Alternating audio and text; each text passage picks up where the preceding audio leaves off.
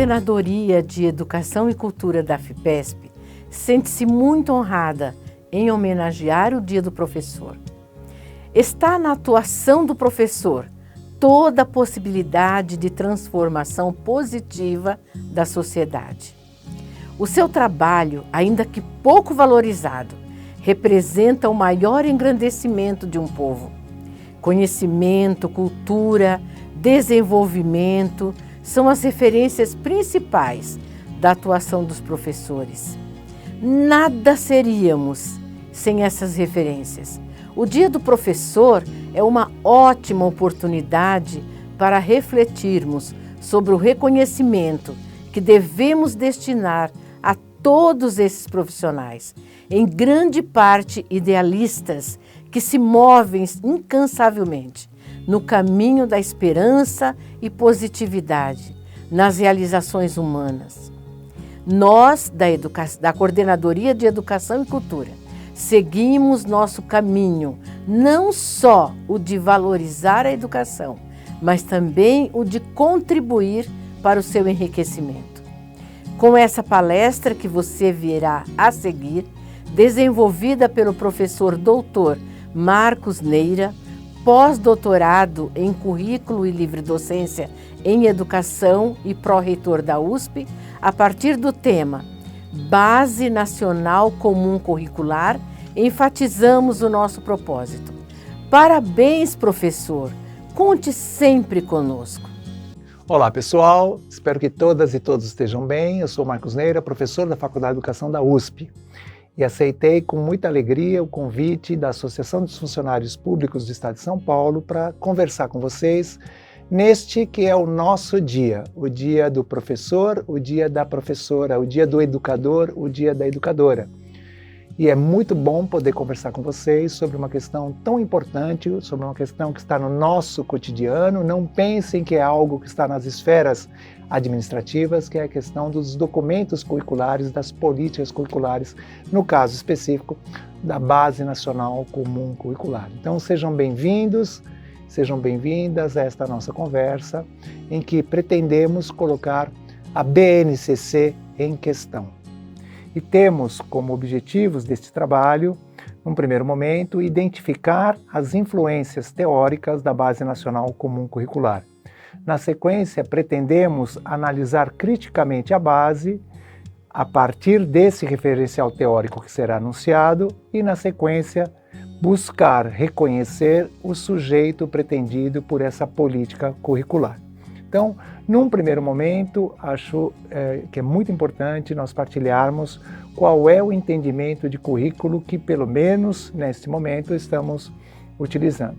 Currículo, como vocês sabem, pode ser entendido de várias maneiras. Currículo, para nós, é toda aquela experiência proposta pela escola ou a partir da escola. Então, se as crianças, jovens, adultos, adultas, idosos e idosas que frequentam a escola, se eles primeiro vão para a sala de aula e depois vão para o pátio, se eles têm um horário de intervalo, se o lanche é tomado dentro da sala ou fora da sala, se a escola exige o uso de uniformes, se a escola encaminha a lição de casa, o exemplo que o professor e a professora utilizam, ou seja, tudo isso constitui o currículo. Então, o entendimento hoje aceito na literatura é que a escola, ao operar dessa maneira, a escola vai produzindo pessoas numa determinada direção. Então, o que o currículo quer, na verdade, é formar um determinado tipo de sujeito.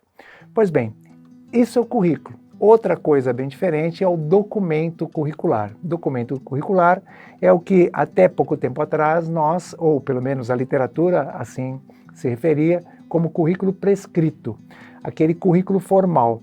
Então, a Base Nacional Comum Curricular é um documento curricular. O Currículo Paulista é um documento curricular. Os Parâmetros Curriculares Nacionais, aquele documento tão conhecido dos anos 90, do século passado, também são os parâmetros, constituem um documento curricular em vários volumes, buscando atender vários segmentos da educação básica. A maioria absoluta das unidades da federação possui documentos curriculares. Muitos municípios também possuem seu documento curricular. No caso do Estado de São Paulo chega a ser bem interessante, porque nós temos esse documento chamado Currículo Paulista, que vem influenciando a produção de documentos curriculares nos mais variados municípios. Muitos municípios, inclusive, adotaram o Currículo Paulista nos anos iniciais ou nos anos finais do ensino fundamental. Pois bem, acontece que todo e qualquer documento curricular e todo e qualquer currículo, ou seja, aquilo que acontece na escola, ele está influenciado por certas concepções de currículo e certas teorias de currículo. Então, passemos às concepções de currículo.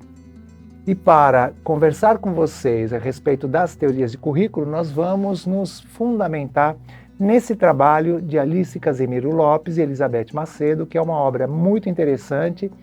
Nós sugerimos a aquisição desse volume, porque elas apresentam uma introdução bastante detalhada da discussão curricular.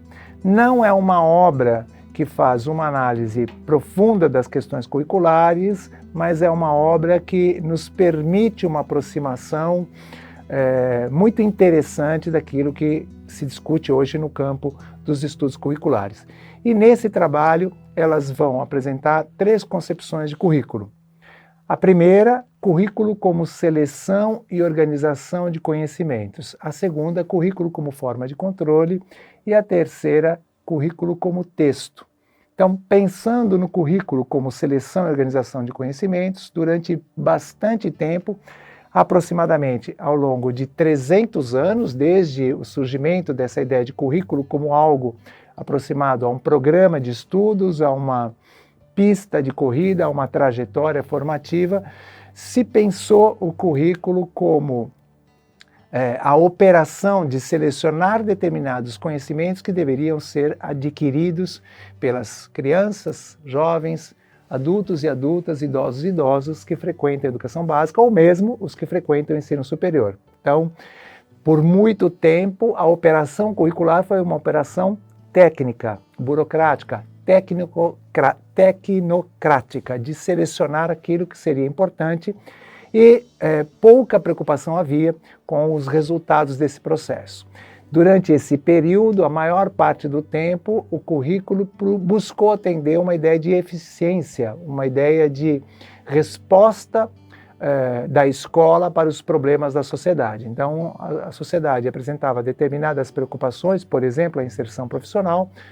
Os especialistas em currículo selecionavam um conjunto de objetivos de aprendizagem que deveriam fazer parte do processo, extraíam conhecimentos da própria forma de desenvolver o conhecimento científico, extraíam conhecimentos de determinadas áreas. Esses conhecimentos eram, portanto, transportados para dentro da experiência curricular e competia aos professores realizarem trabalho de ensinar aqueles conhecimentos na expectativa de que aqueles conhecimentos fomentassem o alcance dos objetivos e que, portanto, o cidadão, a cidadã se formassem a partir daquela experiência e tivessem um bom desempenho, sobretudo no mundo do trabalho. Esta visão de currículo ela passa a ser bastante questionada entre os anos 60 e os anos 80, período em que a escola, sobretudo a escola ocidental, sobretudo a escola capitalista, sobretudo a escola situada nas sociedades chamadas desenvolvidas da segunda metade do século XX, esse currículo passa a ser criticado porque ele foi visto como forma de perpetuar, como dispositivo de perpetuação da desigualdade social. Então, é nesse momento que o currículo é tido como forma de controle, ou seja, a maneira como essa instituição chamada escola se utilizava do currículo para fazer valer determinados conhecimentos, para desconsiderar outros conhecimentos, para inculcar uma determinada ideologia, para fazer valer um determinado modo de vida e, ao mesmo tempo, excluir todos aqueles e todas aquelas que não compactuavam, que não partilhavam ou que provinham de segmentos da população sem acesso a esses saberes antes mesmo de entrar na escola. Então, esse período entre os anos 60 e os anos 80, na Inglaterra, nos Estados Unidos, na França, no Brasil, emergem uma série de críticas ao trabalho que a escola fazia e, evidentemente, as críticas foram desferidas ao currículo, que foi tomado como dispositivo de reprodução da desigualdade social.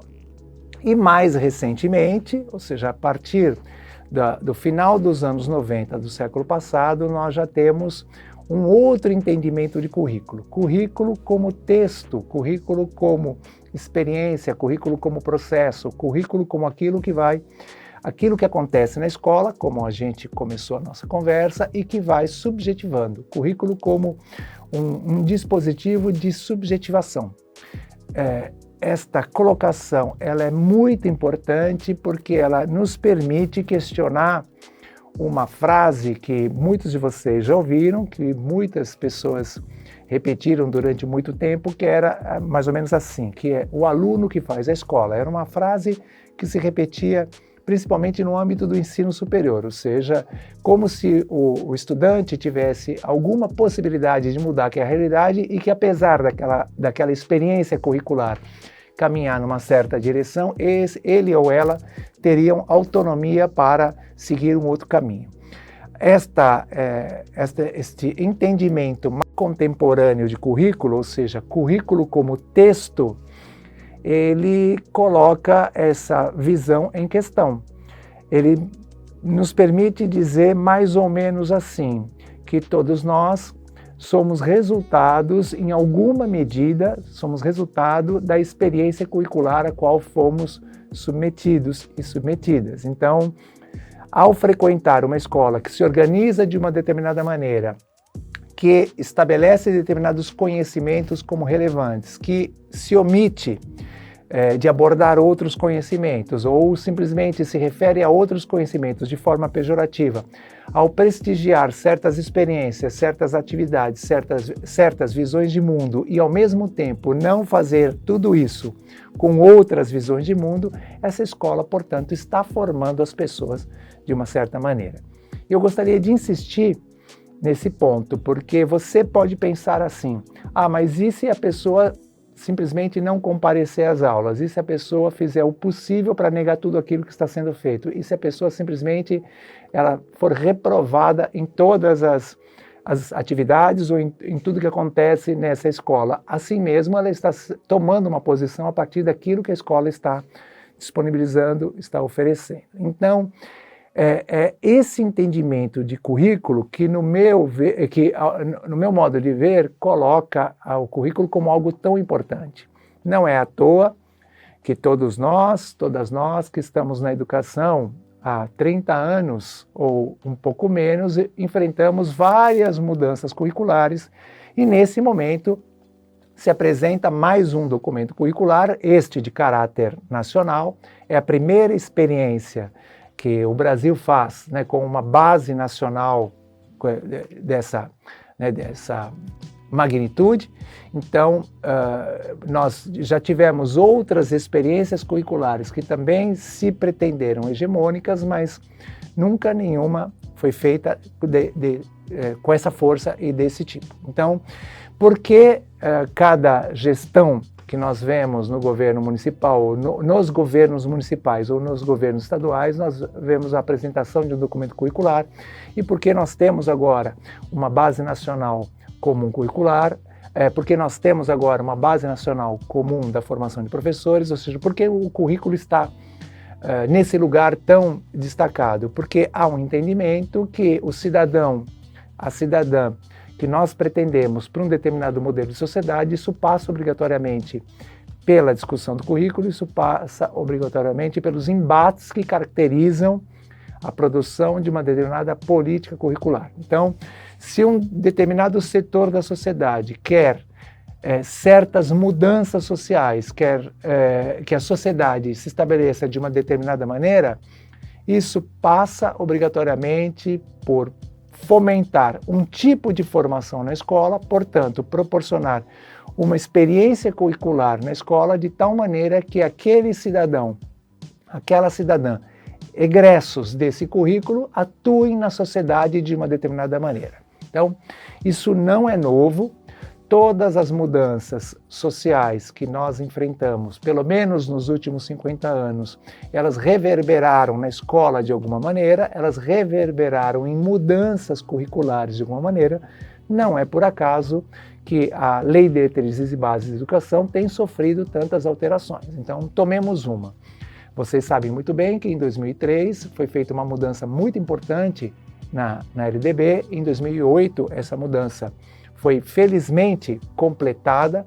Eu estou me referindo, à obrigatoriedade do ensino da cultura e da história afro-brasileira e depois indígena na educação básica. Ou seja, nós vamos formar pessoas que possam lidar de uma maneira muito mais democrática, muito mais inclusiva, muito mais solidária com as diferenças raciais, com as diferenças de classe, com as diferenças étnicas, na medida em que nós incorporarmos determinados conhecimentos, determinadas experiências ao currículo. Então, se a gente tomar esse exemplo como um exemplo muito importante, a gente percebe como, de 2003 para cá, vários municípios, várias redes municipais, várias redes estaduais, mesmo a rede de escolas do sistema federal também implementaram currículos, ou seja, propostas curriculares, documentos curriculares, procurando fazer valer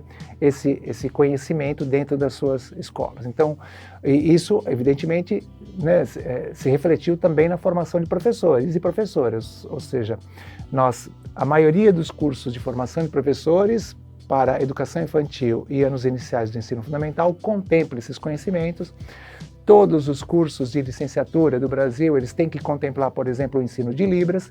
Isso são mudanças curriculares feitas a partir de uma mudança na Lei de Diretrizes e Bases da Educação e que, como vocês estão percebendo, querem influenciar o sujeito, querem influenciar o cidadão e a cidadã que ocuparão e já ocupam um determinado lugar na sociedade. Então, esta visão, essa concepção de currículo como texto que, no meu entender, torna tão importante o debate curricular, a reflexão curricular. Então, uma vez apresentadas as concepções do currículo a partir da leitura que nós fazemos desse trabalho, Teorias de Currículo, das nossas colegas Alice Casimiro Lopes e Elizabeth Macedo, colegas professoras da Universidade Estadual do Rio de Janeiro, passemos às teorias do currículo. Lembrando que aquilo que acontece na escola, ou seja, o currículo propriamente dito, o currículo vivo, aquilo que acontece na escola, e também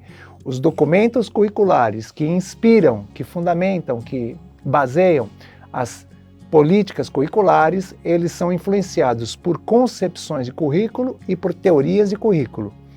E nós escolhemos esta obra, Documentos de Identidade, uma introdução às teorias do currículo, é um trabalho do professor da Universidade Federal do Rio Grande do Sul, Tomás Tadeu da Silva. Escolhemos este trabalho para falar com vocês porque, no nosso modo de entender, o professor Tomás Tadeu da Silva, ele é muito feliz na organização do campo. Ele identifica as vertentes de ensino que atravessaram o século XX, basicamente o século XX. Ele entende que as teorias de ensino são, na verdade, teorias de currículo, ou seja, ele apresenta uma concepção de currículo bastante próxima àquela que nós acabamos de discutir com vocês, a partir do trabalho de Lopes e Macedo, e o professor Tomás Tadeu da Silva, ele organiza em 3 grandes teorias: as teorias tradicionais, as teorias críticas do currículo e as teorias pós-críticas do currículo. Ou seja, ele cria 3 categorias para distribuir aquelas que ele identifica como as principais teorias de ensino, logo teorias de currículo presentes até o final do século XX. E o professor Tomás Tadeu da Silva chama de teorias tradicionais de currículo aquelas que não estão comprometidas com a transformação da sociedade. Muito pelo contrário. O objetivo dessas teorias de currículo é preparar bem as pessoas para a inserção nesse mundo como vocês bem identificam, né, da primeira metade do século XX até por volta dos anos 60, 70, da sociedade capitalista e da forma como a sociedade brasileira, em específico, vai se urbanizando, vai se industrializando e onde emergem as pedagogias tradicionais, a pedagogia tradicional, coloquei no plural, considerando a sua vertente laica e a sua vertente confessional, o escolanovismo e o tecnicismo educacional. Se por um lado a pedagogia tradicional colocava o foco no conteúdo, no conhecimento a ser transmitido, por outro, o escolanovismo colocava o foco nos interesses da criança, por último, o tecnicismo educacional se concentrava nos meios de, nas técnicas de, nas formas de fazer chegar o conhecimento até o estudante que lá estava. Então, como vocês podem perceber, não há aqui nenhuma preocupação com o questionamento do que vai ser ensinado. Por que determinado conhecimento e não outro? Por que determinada visão de mundo e não outra?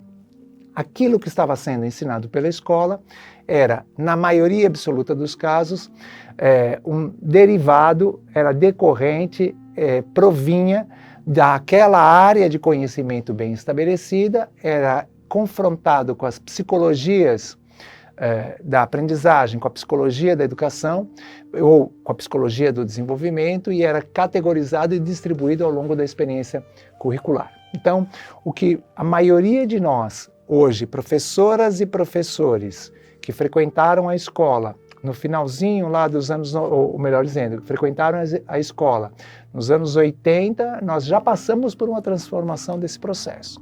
Aqueles de nós que frequentaram a escola nos anos 70 ainda foram bastante marcados pelo tecnicismo educacional. É evidente que nós vemos traços do tecnicismo educacional ainda muito presentes na educação contemporânea e, como nós veremos daqui a pouco, também na política curricular da Base Nacional Comum Curricular. Bom, em síntese, é importante que você perceba que as pedagogias tradicionais, o escolanovismo e o tecnicismo educacional, portanto, a teoria curricular tradicional, ela não tem compromisso com a transformação da sociedade. Ela tem uma preocupação eficientista, ou seja, formar bem os estudantes para inserção nesse mundo que aí está. Um outro conjunto de pensamentos curriculares, um outro conjunto de teorias de ensino que para o professor Tomás César da Silva são, portanto, também teorias de currículo, são as teorias tradicionais, são as teorias críticas do currículo.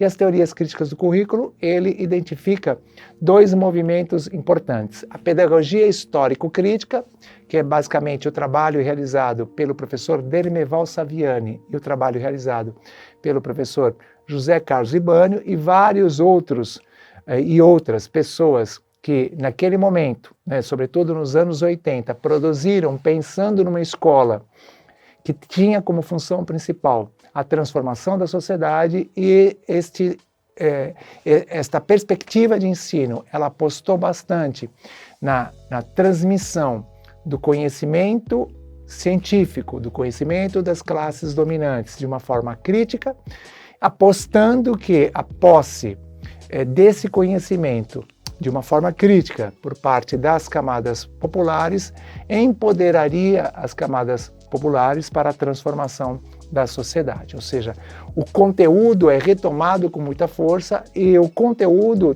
também é visto como contaminado, envolvido pela ideologia capitalista, portanto, competiria ao professor e à professora fomentar uma problematização daquele conteúdo, fomentar uma utilização daquele conteúdo e daquele conhecimento de forma crítica para a intervenção na sociedade. É evidente que eu estou tratando o assunto de forma muito superficial, não é, como vocês sabem, o objetivo desta nossa apresentação, aprofundar estas questões. Bom, e uma outra teoria crítica identificada pelo professor Tomás César da Silva, uma outra teoria crítica de currículo, é a chamada educação popular do professor Paulo Freire. Como vocês bem sabem, nas suas experiências tão conhecidas e nas suas obras tão conhecidas, o patrono da educação brasileira, o professor Paulo Freire, vai nos apresentar e vai defender com uma riqueza de exemplos e de testemunhos,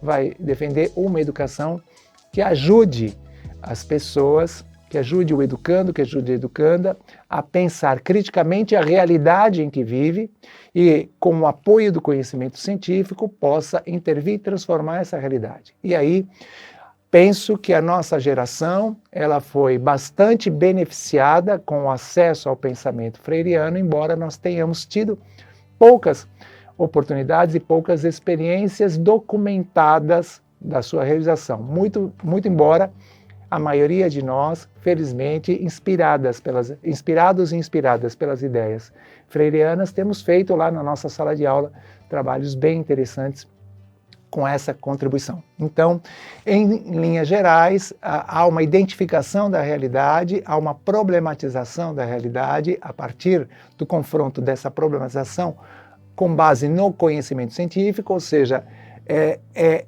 um equívoco pensar que existe a permanência no conhecimento ou na cultura que lá está, muito pelo contrário, né? A escola tem outra função na visão de Paulo Freire, mas é esse encontro importante entre a cultura do estudante, a cultura que é a cultura acadêmica, a cultura científica que a escola pode disponibilizar. Vamos lembrar, é importante lembrar que a escola é a agência mais revolucionária que existe na medida em que ela pega um conhecimento que historicamente esteve na mão de poucos e ela pode, né, fazer esta ação tão importante de popularizar, de democratizar o acesso a esse conhecimento. Então, entender que Paulo Freire escreve a maior parte dos seus trabalhos, ou os trabalhos mais impactantes, no momento em que as pessoas não alfabetizadas não votavam. É importante entender a noção de educação como ação política, e é importante entender a política como ação educacional, ou seja, há várias ideias freirianas que nos ajudam a entender o pensamento crítico, a teoria curricular crítica que entra, né, no cenário brasileiro a partir da contribuição dessa obra tão importante. Bom, e o Tomás Tadeu da Silva, ele vai nos apresentar também um outro conjunto de teorias que nessa obra ele chama de teorias pós-críticas do currículo. Não é importante agora atentarmos a cada uma destas obras, multiculturalismo, crítico, os estudos culturais, o pós-modernismo, o pós-estruturalismo, os estudos feministas, o pós-colonialismo, a teoria queer, os estudos de gênero. Agora não é importante a gente aprofundar essas questões, mas é interessante a gente destacar que o que passa a estar no centro agora é a cultura. Se as teorias críticas não desejavam a transformação da sociedade, as teorias tradicionais do currículo, elas não desejavam a transformação da sociedade. As teorias críticas, elas desejam a transformação da sociedade. As teorias pós-críticas, elas vão apostar na mudança do modo como o sujeito da educação vê o mundo, na mudança no modo como o sujeito da educação vê a própria experiência, vê a si mesmo. Então, é um outro entendimento. A palavra cultura ganha muita força e a noção de cultura majoritariamente aceita pelas teorias curriculares pós-críticas é a cultura como esse campo de disputas pela validação de significados. Então, 3 conceitos são muito importantes nas teorias pós-críticas do currículo. Essa noção de cultura, a noção de linguagem não mais como representação da realidade, mas como forma de produção da realidade, e a noção de conhecimento como resultado do encontro, como resultado de um encontro atravessado por determinadas relações de poder. Então, o que as teorias pós desejam é oferecer uma outra maneira de analisar a sociedade, romper com aquele entendimento de sociedade baseado na estrutura econômica e pensar numa sociedade que é atravessada por inúmeros vetores de força, numa sociedade em que determinados grupos sociais disputam a visão sobre as coisas do mundo, uma visão sobre a realidade, e que a escola é, em si mesma, essa instituição que agrega representantes de todos os grupos culturais e que, portanto, a escola é uma instituição que precisa ser obrigatória, que precisa ser para todas as pessoas, e é na escola que nós teremos a primeira experiência de convívio com a diferença. A escola precisa ser aquela instituição que forme pessoas para a convivência democrática, a escola precisa ser aquela instituição que, portanto, vai tratar todas as formas de conhecimento, evidentemente, aquele conhecimento que defende a democracia, aquele conhecimento que defende os direitos humanos, aquele conhecimento que defende o direito de todas as pessoas à vida, ou seja, são esses conhecimentos que nós estamos falando. Aqui não existe nenhuma visão relativista, ou seja, esses conhecimentos precisam estar na escola sem distinguir o que é bom do que não é bom, o que é certo do que não é certo. Ou seja, muitas de vocês conhecem professoras e professores que trabalham com literatura de cordel. Muitas de vocês conhecem professores e até mesmo vocês mesmos trabalham com a visão de mundo da família. Muitos de vocês trabalham com os documentos produzidos pelos por outros setores da sociedade que não aqueles setores privilegiados. Muitos de vocês fazem visitas pedagógicas a determinadas instituições que, quando vocês eram crianças, vocês nem sonhavam.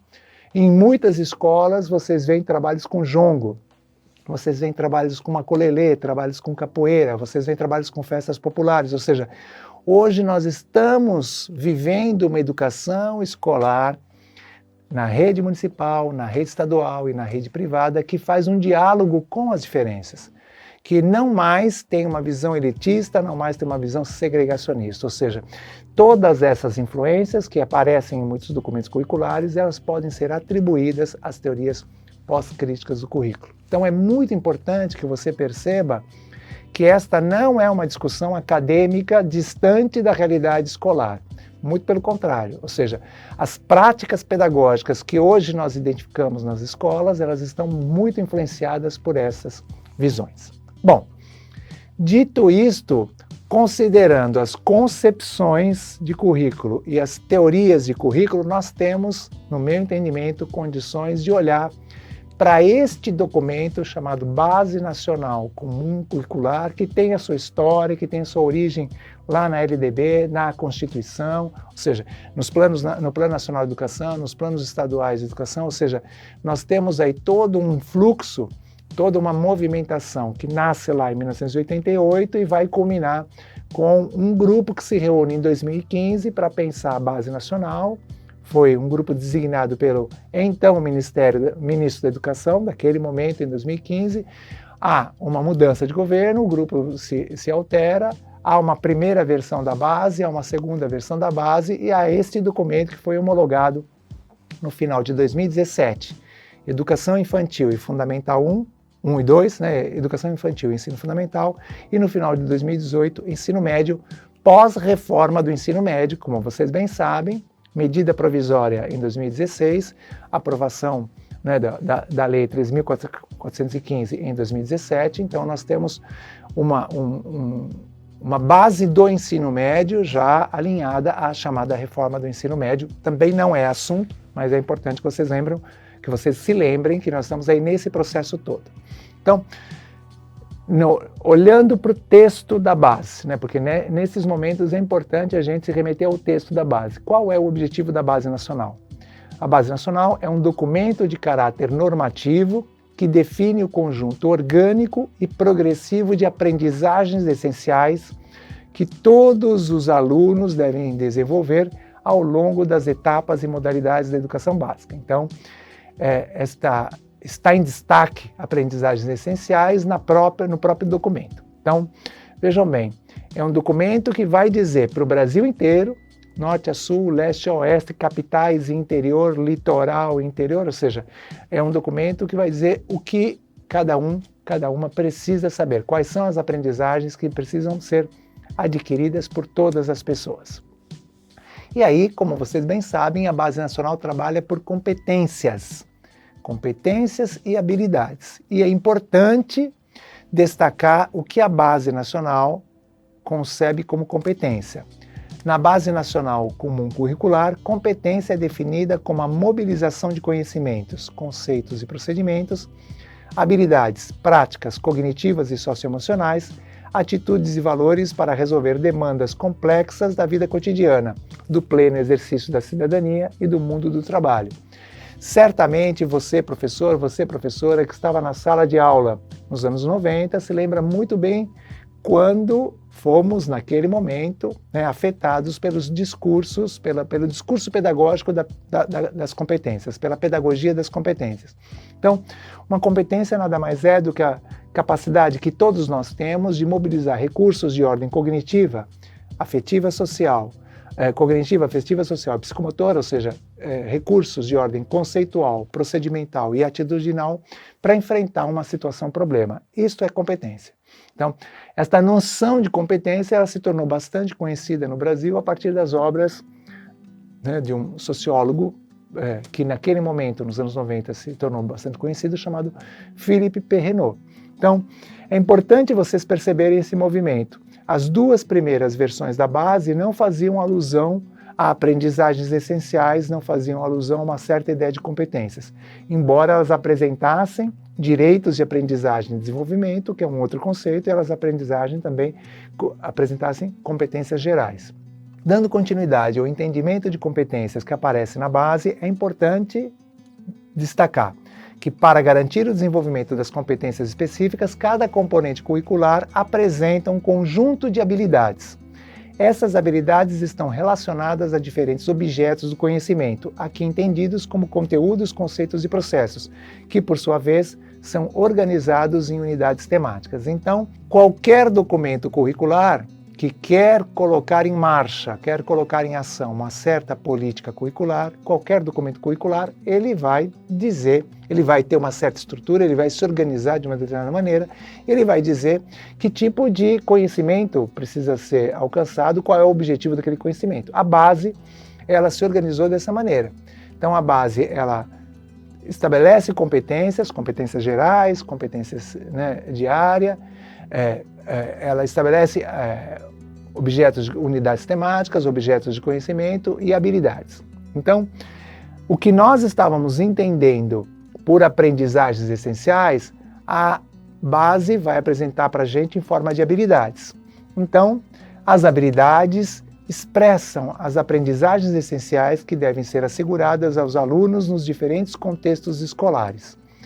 E, na base, eles recuperam uma definição de objetivo de aprendizagem lá dos anos 70, que daqui a pouco eu vou me referir a eles, eles empregam a mesma estrutura: verbo mais objeto de conhecimento mais um contexto. E o verbo é o comportamento a ser modificado, aquilo que a gente espera transformar no estudante. O objeto de conhecimento é o conteúdo e o contexto é o lugar onde esse conteúdo vai ser, entre aspas, empregado. Dando um exemplo extraído do documento. Ensino Fundamental, EF, como vocês estão vendo, 6º ano, História, habilidade número 17. Diferenciar escravidão, servidão e trabalho livre no mundo antigo. E você pode mexer no verbo, você pode mexer no objeto, você pode mexer no contexto. Então, o que a base apresenta como progressão dos conhecimentos, você vai alterando os componentes dessa equação, os componentes dessa sentença, melhor dizendo. Você pode mexer no verbo, você pode mexer no objeto, você pode mexer no contexto. Mas eu destaquei esta habilidade, gente, porque ninguém aqui tem dúvida que se trata de um conhecimento importante, ou seja, diferenciar escravidão, servidão e trabalho livre no mundo antigo. Mas também ninguém aqui tem dúvida que nós podemos pensar isso na sociedade contemporânea. Ninguém aqui tem dúvida, portanto, que a base, esse documento, pelo menos o documento de história, e pelo menos esta habilidade, só vai ser alcançado esse desenvolvimento com uma explicação, com uma atividade, com um filme, com um conceito, ou seja, com alguma atividade que o professor fizer para que o aluno possa alcançar, para que o aluno possa desenvolver esta habilidade. Em linhas gerais, a base nacional do ensino fundamental, porque a da educação infantil tem outra estrutura, a do ensino médio tem outra estrutura, eu escolhi neste rápido encontro para conversar com vocês sobre a base do ensino fundamental. como eu havia dito, competências gerais, competências de área e competências do componente. Então, tomemos língua portuguesa. Há competências gerais para o ensino fundamental. Há competências da área das linguagens. Língua portuguesa, artes, educação física e língua portuguesa, artes, educação física e língua estrangeira moderna. Então, nós temos competências mais amplas do ensino fundamental, competências da área e depois competências específicas de língua portuguesa, competências específicas de língua inglesa, competências específicas de educação física e competências específicas de arte. Todos esses componentes se organizam em unidades temáticas. As unidades temáticas se desdobram em objetos de conhecimento e os objetos de conhecimento são trabalhados, alcançados, desenvolvidos através da fixação, esse verbo é muito importante, de determinadas habilidades. Porque objetivo de ensino é uma coisa, competência a ser desenvolvida é outra coisa e habilidade é outra coisa. A partir do momento que a base fala competências e habilidades, isso leva a professora a um certo tipo de trabalho na sala de aula. Então, por isso que eu mostrei aquela habilidade de história e fui mostrando para vocês quais são as formas que a gente pode fazer em sala de aula para que aquela habilidade seja desenvolvida pelos estudantes.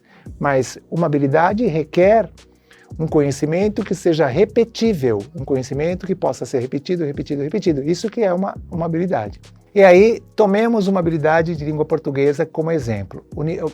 Tomemos uma unidade temática, uma organização da base de língua portuguesa. Eu escolhi a unidade temática Processos de Formação e Significados das Palavras.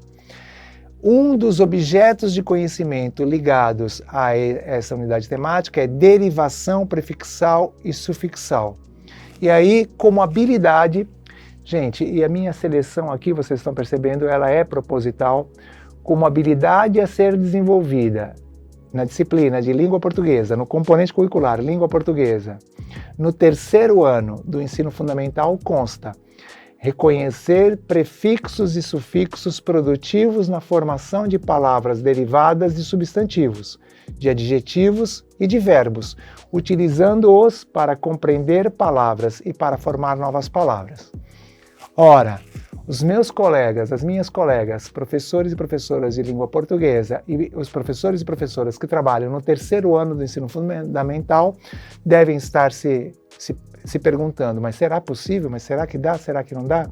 Ou seja, não há como, gente, não identificar um certo exagero na Base Nacional Comum Curricular. Eu tomei esse exemplo, mas é possível identificar vários outros exemplos ao longo do documento. Então, aquele breve histórico que eu mencionei foi um texto pensado de uma determinada maneira, num primeiro momento, que vai sofrendo mudanças e vai sendo transformado, vai sofrendo pressões, ele é entregue de uma outra maneira. Ele tem mais de 1.400 habilidades, né, quando você olha o conjunto do documento. As habilidades estão chegando numa especificidade tamanha que adquiriram essa redação.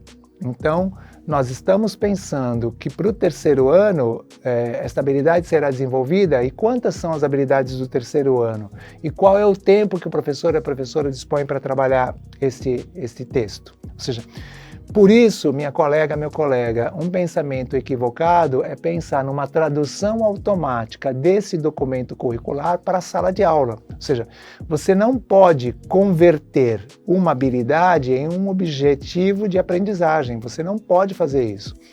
O documento curricular, a Base Nacional Curricular, ela foi concebida, ela apresenta lá um conjunto de aprendizagens essenciais, mas ela foi concebida para influenciar as propostas pedagógicas, os projetos político-pedagógicos das escolas, os documentos curriculares dos municípios, das redes privadas, das redes estaduais. Ou seja, aquilo que muitos têm feito, que é uma tradução automática, né, ou uma cópia do documento e colocar nos livros didáticos ou nos currículos das escolas, dos documentos curriculares das escolas, na minha maneira de ver as coisas, pode resultar num acidente grave, para dizer o mínimo, ou seja, numa inviabilização do trabalho pedagógico.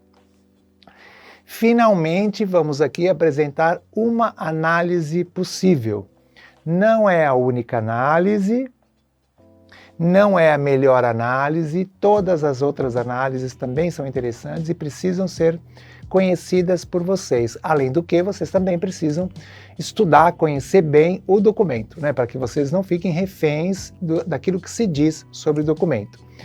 E eu gosto de fazer análise de documentos curriculares, né, eu tenho feito isso com alguma frequência, a partir dessa maneira de interpretar os textos que é oferecida por esse autor, Ernesto Laclau, a partir do que ele vai construir, chamado teoria do discurso. Ele vai dizer o seguinte, que um discurso é sempre contingente e precário, um discurso procura fixar significados, um discurso, seja ele qual for, ele deseja a hegemonia e um discurso sempre enfrenta disputas. Então, meus colegas, minhas colegas, há bastante literatura, já existe uma literatura que descreve o processo de produção da Base Nacional. É interessante você conhecer, ou seja, qualquer política curricular, quando ela vem a público em forma de documentos curriculares, ela é sempre precedida de muitos embates, muitos choques, muitas disputas. Aquela famosa teoria, né, o ciclo das políticas do Stephen Ball é uma referência interessante para a gente pensar nisso, né? Ou seja, um documento curricular, quando ele vem a público, ele também foi tensionado, grupos quiseram fazer valer uma certa ideia de educação, uma certa ideia de escola, uma certa ideia de um componente, determinada concepção de língua portuguesa, de ensino de língua portuguesa, de matemática, de ensino de história, geografia, ciências, etc., não estão no documento por acaso, né? Então, vale a pena, a depender do seu tempo e do seu interesse, você procurar saber um pouquinho sobre essas questões. Mas não há como, a partir deste referencial que eu estou apresentando, da teoria do discurso, não há como negar que, uma vez tornada pública, uma vez se tornando acessível e havendo toda uma maquinaria que busca implementar a base na educação, ou seja, implementar a base nos vários sistemas públicos e nos sistemas privados também de ensino, é evidente que você pode enxergar todos esses aspectos que eu acabei de mencionar. Ou seja, a base ela quer se tornar hegemônica na medida em que várias ações são feitas para a implementação da base. A base quer apresentar a última concepção, a última ideia, o último conceito de uma determinada área do conhecimento. A base, ela, embora seja resultado de disputas, ao estar na base, significa que determinada visão foi a vencedora e que, portanto, ela procura fixar significados sobre os conhecimentos que estão lá, sobre as concepções de cada um dos componentes, sobre uma certa ideia de escola. Então, qualquer documento curricular, e a base também faz parte desse processo, precisa ser submetida a tensionamentos, a análises, ao crivo, mediante determinado referencial. Então, o que nós fizemos daqui para frente, né?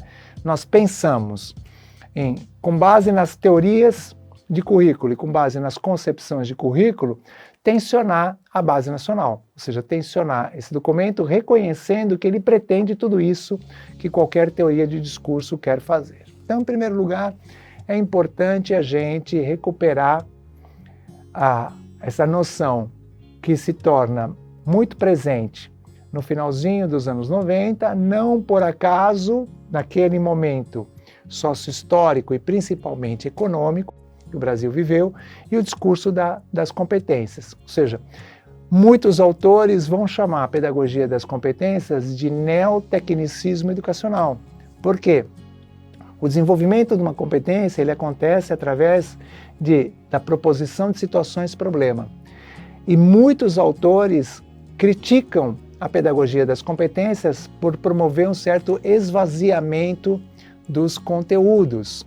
Então, nesse cenário que nós temos, sobretudo com a reforma do ensino médio, nesse cenário que nós temos uma base bastante aligeirada de conhecimento, e a ideia de que aquele conhecimento precisa ser empregado, ser utilizado, né, de forma rápida, numa sociedade que está em constante transformação e que a escola vai ser aquela agência que vai formar uma mão de obra, pouca profundidade, para uma inserção no mercado que está em constante transformação, há que se levar em conta, gente, que a pedagogia das competências, pelo menos na visão de Alice Casimiro Lopes, nesse livro Políticas de Integração Curricular, ela destaca a questão do comportamento, então ela recupera, né, uma visão bastante presente no tecnicismo educacional, né, que é a preocupação comportamentalista. As atividades, elas são pensadas mediante a decomposição das habilidades, então você pode fragmentar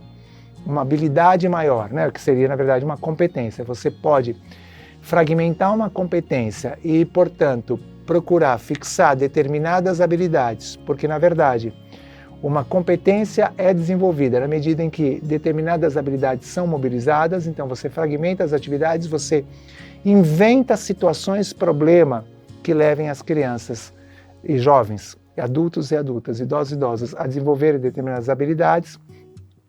Você, com uma pedagogia das competências, você consegue estabelecer avaliações padronizadas, sistemas de avaliação padronizado, e você consegue identificar o progresso no desenvolvimento das competências, ou seja, as competências elas são de mais fácil aferição, as competências não, o desenvolvimento de competências fica muito mais fácil aferir esse desenvolvimento, e é isso, né, que um autor como, por exemplo, o Dermeval Saviani vai chamar de uma perspectiva neotecnicista. Então, praticamente os mesmos princípios que estavam muito presentes lá nos anos 50, 60, 70, com a ascensão do tecnicismo educacional, eles são recuperados agora. Basta ver a quantidade de municípios que adotou sistemas apostilados.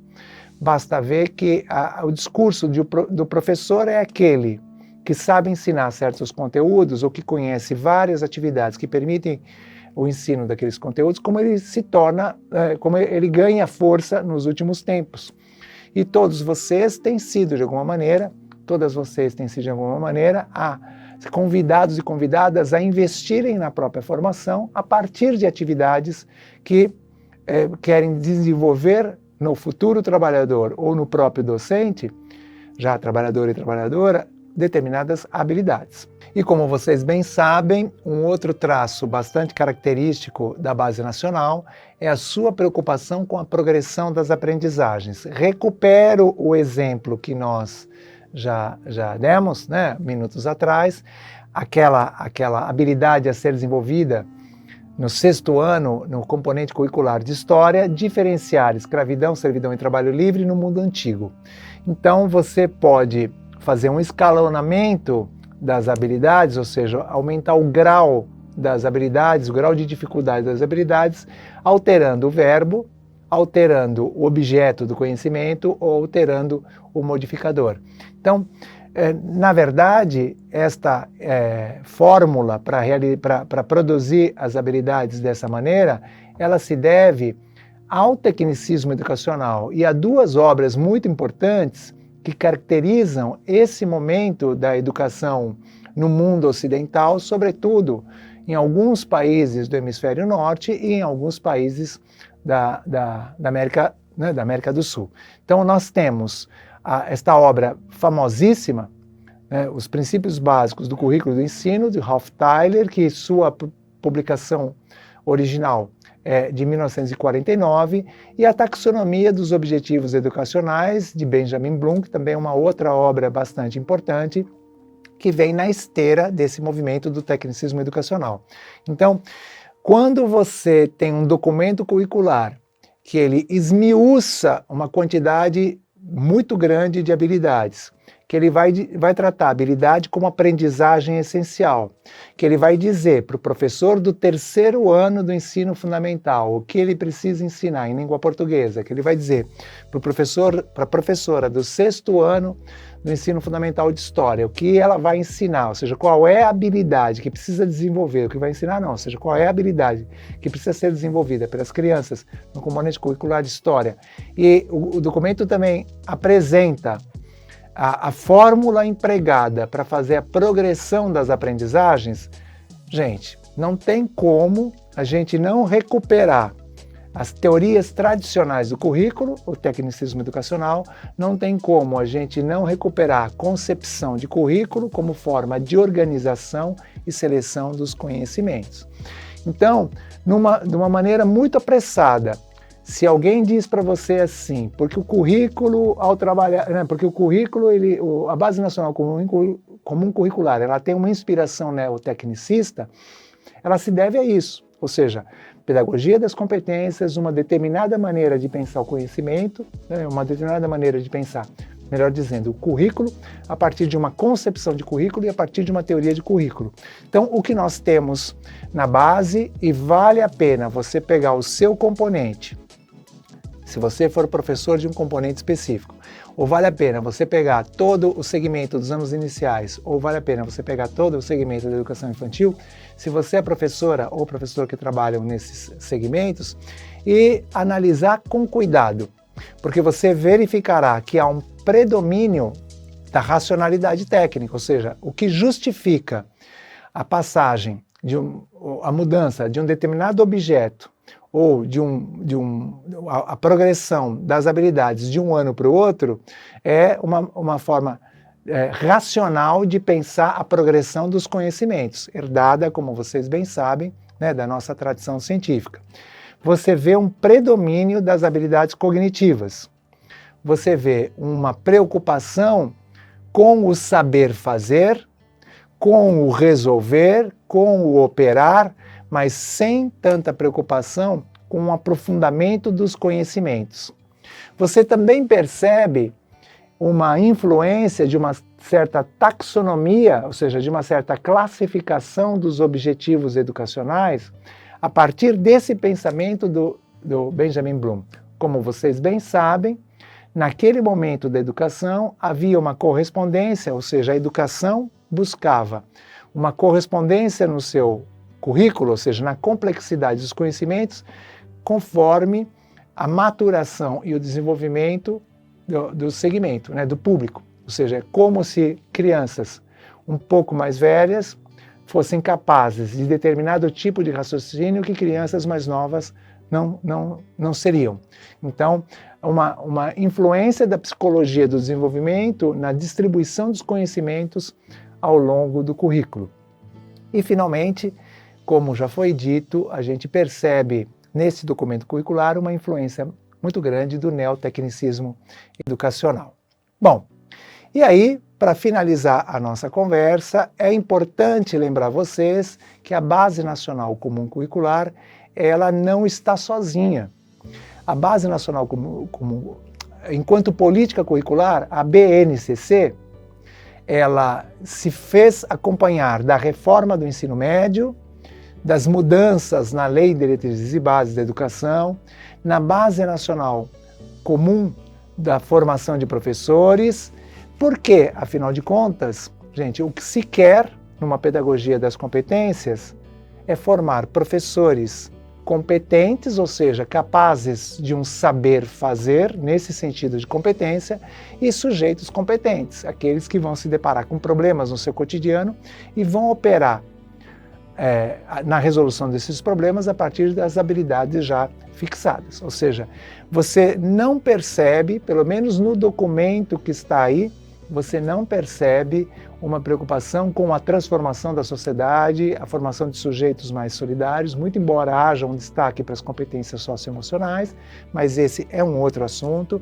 Você percebe uma preocupação muito grande em determinar aquilo que deve ser desenvolvido, né? Uma habilidade precisa ser desenvolvida, adquirida, aquilo que deve ser adquirido por todas as crianças e que, portanto, nós precisaremos formar professores para que esse projeto educacional seja alcançado.